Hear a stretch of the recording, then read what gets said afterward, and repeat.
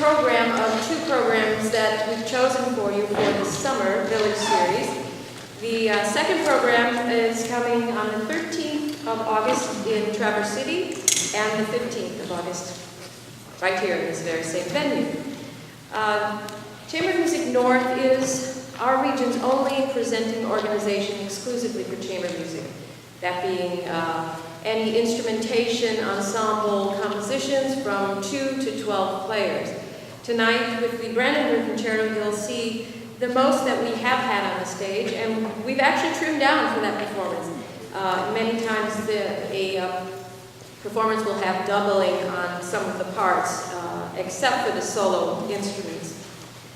We are very proud and pleased to be here, but we need continuing support, not just seeing your wonderful faces and eager listening ears at the concerts, but also with your help to make certain that we can continue these concerts throughout the year and for years to come. So I hope you enjoyed tonight's concert. We are featuring music of the Baroque era from 1600 into almost the mid-1700s. The new kid on the block for this program is Mozart. So he is the most contemporary of the works you'll hear tonight. So enjoy the concert. Hi, I'm Chris Canner. I'm your flute player for this evening. I'm up from Grand Rapids. And Deborah had asked me to say just a word about the first piece, the Telemann Quartets, which are a wonderful way to start a program. I was just delighted to be asked to do this program because it's been a life goal of mine to play these works. They are extraordinarily beautiful. This is the first quartet in a series of 6 that Telemann wrote as sort of a calling card to French society. And he wanted to put his best foot forward to the virtuosi of the day, who already heard and liked his music. But when he went to Paris for about an 8-month sojourn, he wanted to make sure that he was well received. And these works are extremely beautiful and unusual in Baroque music in that they are a quartet. Often the ensemble of choice in Baroque music is a trio, with 2 treble voices and basso continuo, and it's endlessly confusing, I know, because we have Baroque trios with 4 players. We have a quartet with 5 players. That's because Eric tonight on bassoon will be playing the bass line along with the left hand of the harpsichord, hence 5 players playing 4 voices. But it was unusual to have a quartet, so it's a very rich texture, and it's actually kind of forward-looking for Baroque music because the quartet, of course, minus the keyboard, became the ensemble of the Romantic period. It's extraordinarily rich, and so I just enjoy the interplay amongst these 3 voices, and of course supported by the marvelous sound of the harpsichord. I hope you do enjoy these works. In 6 movements, it's a French style, French suite, and I think the 3rd and 4th movements, in particular 4th and 5th movements, are very, very unique to the French style, very much character pieces, just studies in what the French delighted in finding in music, I think, which is a sense of atmosphere, a sense of character. Hope you enjoy the Paris Quartet of Fun. I will interject one more. We have an acknowledgement to make and a very, very heartfelt thank you. This beautiful instrument you see here is through the generosity of Robert Pattendale from Petoskey, who is one of the founding directors of the Great Lakes Chamber Orchestra. So I'd like to thank him for loaning the instrument to us and making certain that it came a very long distance. So thank you very much.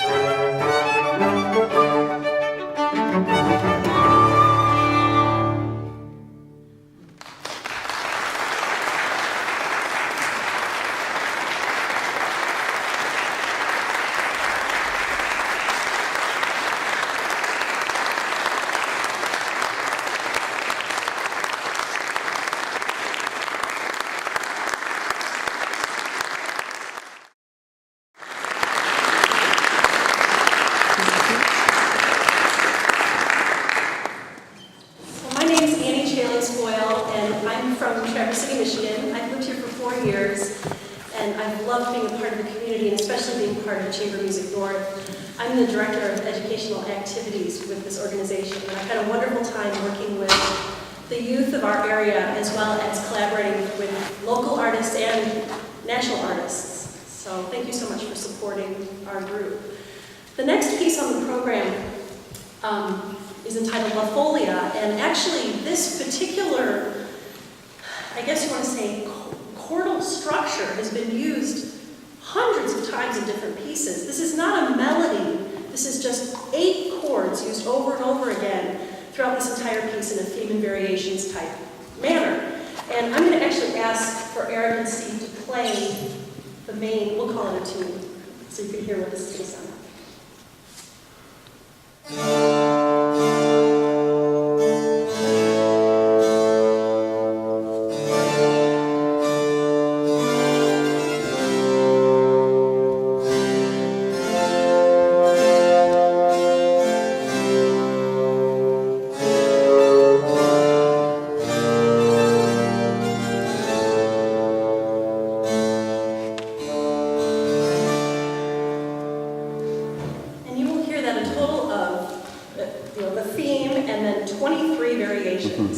And I'm sure that makes you think, oh gosh, you know, usually it would seem like a lot of variations, but Corelli has done something, I believe, to keep our attention for every single variation, giving you different articulations, giving trading opportunities for the harpsichord and bassoon to really take over, and so you'll hear a lot of dialogue happening between the two of us. I did want to share one thing that is just special for me about this piece.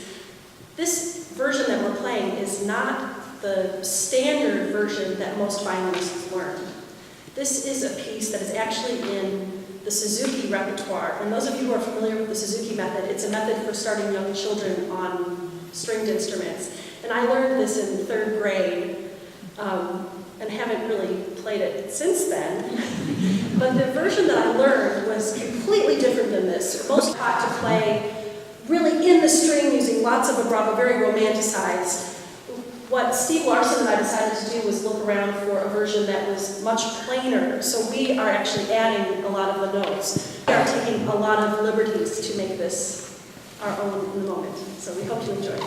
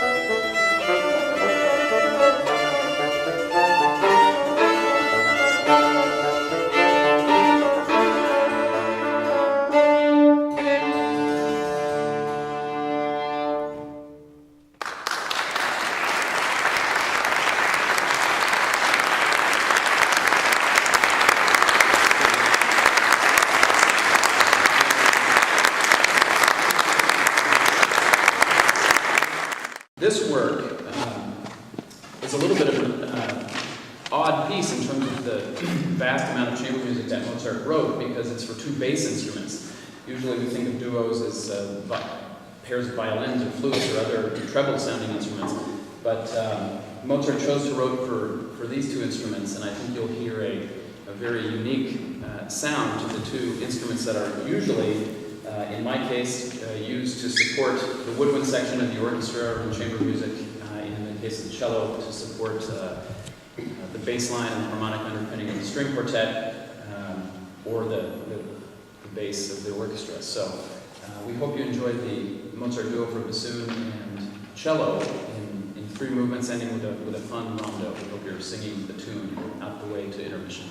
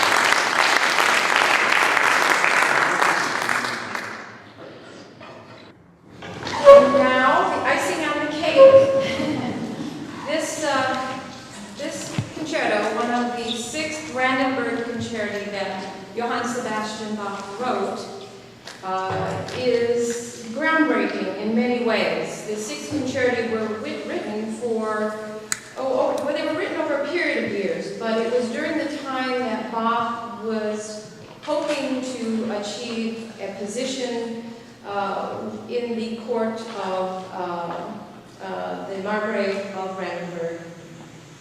I never remember the second word, Schwedt or something. It was a region around Berlin, modern Berlin, that we know of today, in Germany. Prince Leopold was quite an arts patron and very inspired to have a court orchestra, and so Bach was motivated to write these concerti for the Margrave so that he could win this position. It was written during the 1712-1720 period, and this particular concerto, the fifth of six, features what was then a new discovery for Bach, and that is the harpsichord. He had recently seen a harpsichord performed and heard it in Munich, and was very excited and wrote this work keeping this instrument in mind. So for the first time, a cadenza, or for a period of what probably feels like 29 minutes, is about 5 to 6 minutes of the most beautiful keyboard writing for a then new instrument. Very adventurous, very daring. Unfortunately, the sixth concerti did not win enough favor with the Margrave, and Bach, believe it or not, didn't win this position of Kapellmeister and have his own court orchestra. Bach was not popular in his own lifetime, which is very hard to believe. His works were not regarded as the masterpieces that we regard them as today. It wasn't until 50 years later that these concerti were discovered in the library of the Margrave, and it wasn't until well over 100 years that Bach was recognized as the genius that we know, and the foundation for many of the types of music, right into the popular musical genre that we hear. You turn on any radio station, and you can hear about 2 bars of something from Bach somewhere. So phenomenal works. They are an inspiration to musicians. It is pretty much the forerunner of the chamber music that we hear through all of the other composers, into the classical, and then the romantic, contemporary, and avant-garde. They are extraordinary works, and it's a delight to play them, and it's just an honor to present them to you on a stage. So I think Steve has a few words also regarding this. I have very little to add to that, but I would just like to say that I think during this time that Bach was writing a lot of instrumental music, he had some phenomenal musicians to write for. And I think in this case, he probably wrote this piece right after a trip to Berlin to get a very special harpsichord he had his eye on, and probably tried this out with that instrument in mind. So I think you could say both that he wrote for musicians, he also wrote for instruments, and this is probably just the excitement that he had for this particular harpsichord.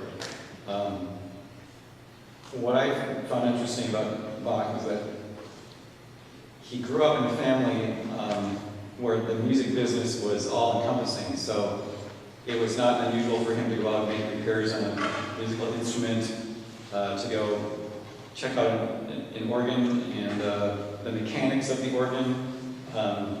You know, when a new organ was installed. Likewise with harpsichords, he was somewhat of an expert on the instrument itself. Not only playing the instrument, he truly could do anything.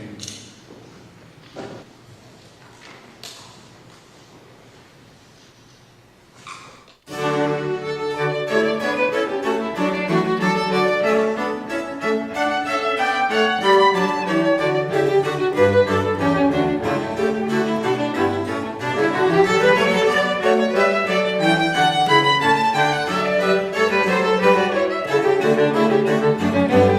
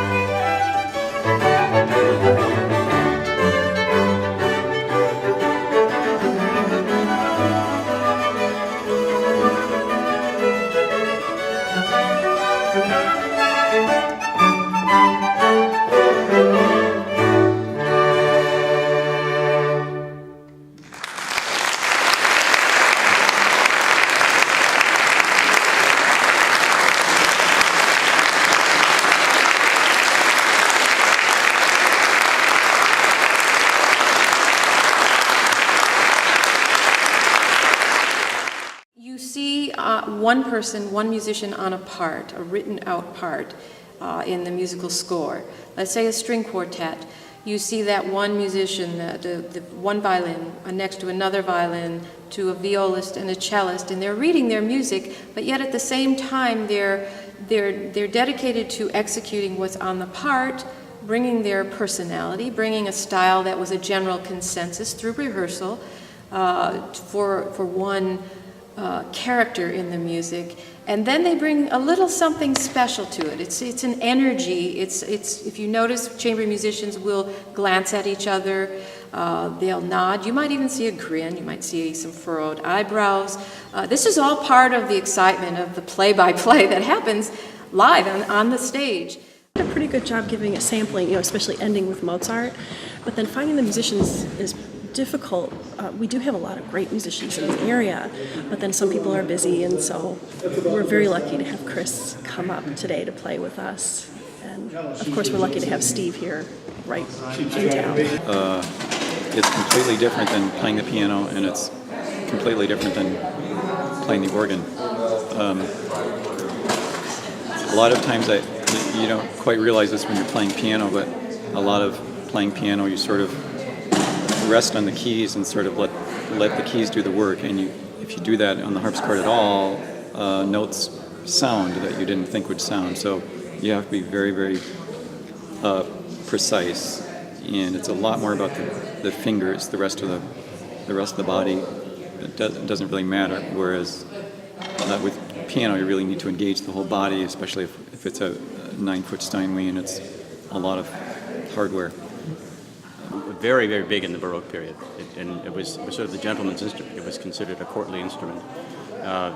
Guys in the French court would carry them around as canes, like their flutes. Maybe they had a dagger at the other end. It was kind of an interesting period. But actually, the Telemann we started with was written for a well-known coterie of French virtuosi. Among them, the flutist was Blavet, who was a very fine flutist. Bach knew him. Bach probably wrote some of his stuff with him in mind, and Blavet himself was a composer. So it was an instrument that there was the recorder, which was a big Baroque instrument too, and Bach wrote for that. Now the flute was called the traverso, technically speaking. It's held on the side, and it was regarded an instrument of great imagination and great color, great expressive possibility. And the Baroque flute that has come down to us has one key. I was playing on a modern instrument. So when you play a modern instrument, you try to invoke some of that mysterious sound of a more hollow, simpler sound of the Baroque flute, but that has a certain haunted inner life, that the modern flute maybe tends to be a little bit more stark. So it's beautiful to play this stuff because it takes your mind and your ear someplace else.